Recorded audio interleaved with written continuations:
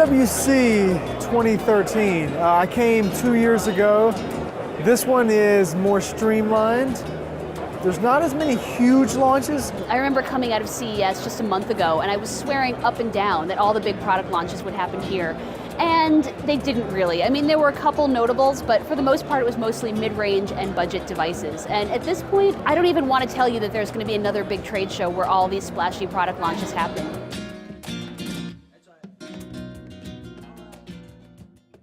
Hey guys, I'm Michael. Hi, I'm Matt. And we are here in Barcelona at the Gran Fira for Mobile World Congress 2013. We figured we would show you guys a little bit about how the show works.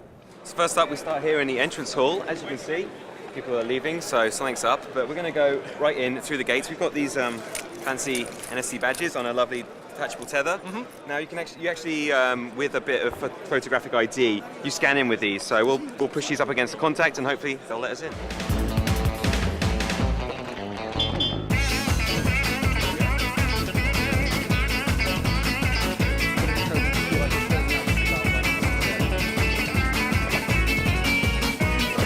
So this is Hall 1. I know we're here for the gadgets and kind of the consumer electronics angle, but this is actually for the whole mobile industry as a whole. So what you see here is just kind of the more executive meeting rooms for backhaul, all the infrastructure that goes into mobile, that's also here at Mobile World Congress as well. He's going to speed it up with Benny Hill music, right? I hope so.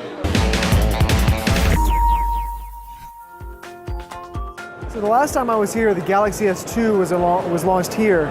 That was a huge deal. But now, Samsung was here, but they just gave away media packets to come to their Galaxy S4 launch in New York next month. Event. Now, apparently, this is how people get into the new Galaxy S4 event. So Samsung have, in a way, have kind of stole their own thunder a little. And it's quite interesting. This might be probably one of the most exciting announcements of the show, at least to me. So they're here, but it's a different approach. All they really brought to the show was the Note 8.0, which is this absurdly large smartphone. Hi, can you hear me? Yeah, I'm right here. Good. So yeah, unfortunately, I don't really have a gadget at the show, but perhaps this is endemic of other issue of this MWC, where plenty of companies have actually either announced ahead of the game, like HTC with the One, or Samsung are announcing their own event, again under their own steam, in the shape of the Galaxy S4.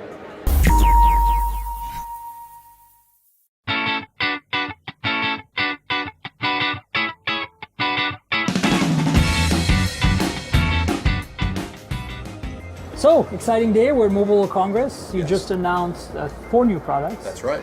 Can you tell us a little bit about them? Yes, first of all, 2 new products in the Lumia product family, the Lumia 720 and the Lumia 520. Mm-hmm. And in the lower price devices, in the feature phones, we introduced the Nokia 105 mm-hmm. and the Nokia 301. The common theme here for us at Mobile World Congress is we're taking some of the finest points of innovation from our high-end flagship products like the Lumia 920 and bringing that down, doing the hard engineering work to make that accessible to more people. So showing off, for example, some of the capabilities of the 920 on the 520 at a much lower price point is really exciting. So it's been a good All day. the way down to €15. That's right. The 105 there. The €15 phone. This is actually the Nokia 105 replaces the 1280. The 1280 we sold more than 100 million units of, and we have high hopes for this as well. This is impressive. In 1 month battery life? That's right. Turn it on and it will be there for you a month later. This is great. I'm just going to stash a bunch of them around my house. Well, you put them in the glove box of your car and away you go. I mean, the 620 is such a brilliant piece of design and engineering. Yes. It's like all that years and decades combined of Nokia experience just purely focused into one device. I was amazed. And now we've gone one step further with the Lumia 520, right. which before taxes and subsidies is expected to be €139 in the marketplace, mm-hmm. which is an amazing price point for this level of experience. There you go.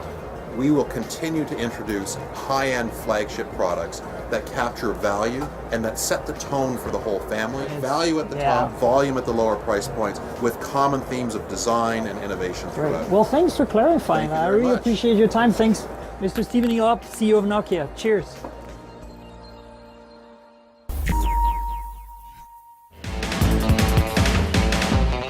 This time we're in Hall 2. As you can see, there's a big Sony booth down there. That's again more for meetings than it is for checking out the new Xperia phones and tablets. I mean, if we spin around there, you can see a lot of carrier names, a lot of chip makers, and a few retailers. A quick spin around there. Oh, a bit of Samsung. And and we're back here. So this just kind of gives you a little bit of a flavor of what it's all about. You've got carriers from around the world, companies from around the world, and while we're mostly focused on US stuff, this certainly is a worldwide show. So let's head on to Hall 3.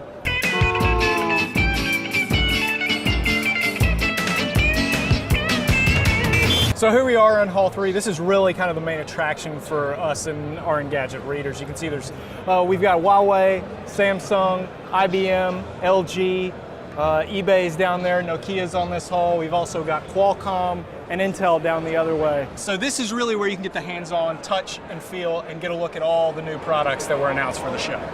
So let's head on to Hall 4.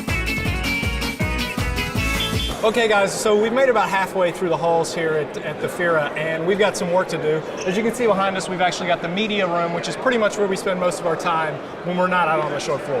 And the great thing about here is we get water, lots of coffee, and there are restrooms, which is always a welcome relief. Very important. So anyway, we're gonna go check it out, and we'll see you guys later.